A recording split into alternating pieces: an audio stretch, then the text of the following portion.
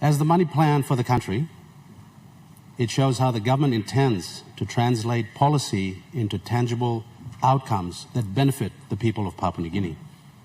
It stands as an important accountability measure for all members of Parliament. As legislators that pass the Appropriations Act every time a budget is brought into Parliament, all members of Parliament need to critically review the budget in terms of how the government actually spent monies in the previous budget. Before we start to buy into all the hyperbole of the 2025 budget, members of Parliament have to seriously ask the question, how was the 2024 budget implemented? Although the 2025 budget touts securing PNG in 2025 and beyond, the failures and shortcomings of the 2024 budget leaves much to be desired. And it throws a cloud over the 2025 budget and the likelihood of its success. 2025 budget response will focus on things that matter to the people of Papua New Guinea. The high cost of living, the low household incomes, the reduced purchasing power of our kina, the increased youth population, the lack of medicine and the poor health care throughout all districts and provinces, the high attrition rates in our education system, and the unsafe communities because of a prolonged law and order crisis that is affecting every citizen in the country. The critical question, once again, Mr. Speaker, is will the 2025 budget have an indelible impact on the wide range of serious issues affecting the country? Honourable Members of Parliament, history is the best teacher. Can all ministers confirm that they received 100% allocation in the 2024 budget? Can all members of Parliament confirm that they received the 20 million kina appropriation in the 2024 budget? The answer is a resounding no. Can every member of Parliament confirm that things are better in all social services in their districts, health, education and law and order? No, we can't. All this paints a telling picture, Mr. Speaker, that there is a serious mismatch in revenue and spending. The 2024 budget has failed.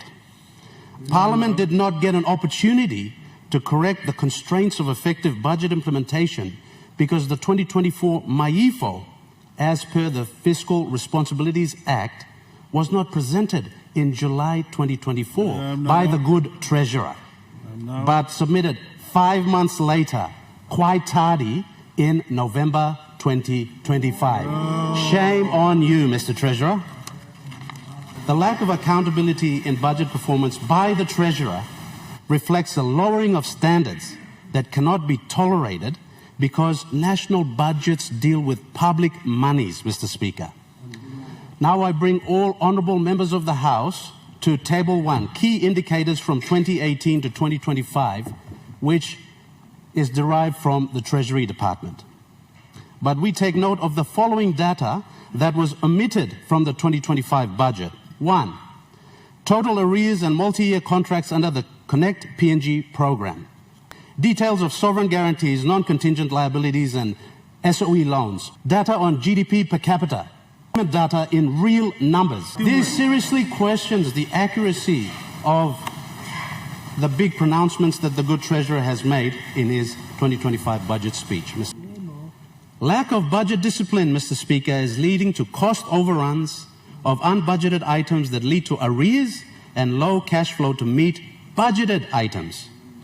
This is the impact of entertaining parochial interest and practicing pork barrel politics. And we would encourage the Treasurer to stop playing the blame game and just do his job. In conclusion, Mr. Speaker, the 2025 budget is a 28 billion kina budget. It's just under 1 billion kina larger than the 2024 budget. And this increase is chewed up by $500 million in extra loan interest payments and an increase in wages to public servants of 767 million kina. This is a budget with another big spend, but not on the people, but on interest bills, Mr. Speaker, and the big taxing with a reduction in capital investment. On a time of record commodity prices, all PNG has to show for it is a record debt of over 60 billion kina, Mr. Speaker. In 5 years, Mr. Speaker, we have borrowed 37 billion kina. The summary of expenditure could look like this, to put things in perspective for all honourable members of the House.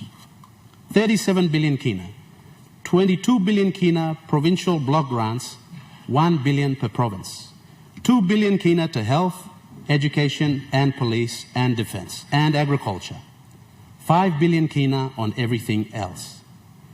If this is what had happened to the 37 billion kina of borrowed funds, Papua New Guinea would be a burgeoning economy, Mr. Speaker, high employment and prosperity for our people.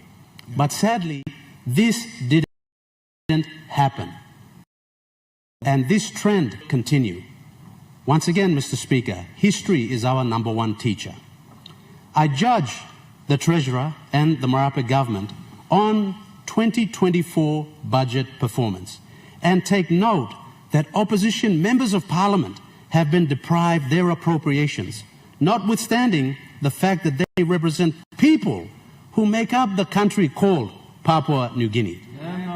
I cannot support weaponization of budgets because of petty politics and the need to maintain power at all costs. Mr. Speaker, on behalf of the people of Chuave, I thank the Treasurer and the Marape government for removing projects for the Chuave people from the PIP investment program and for attempting to victimize me and them as the political representative of the people of Chuave.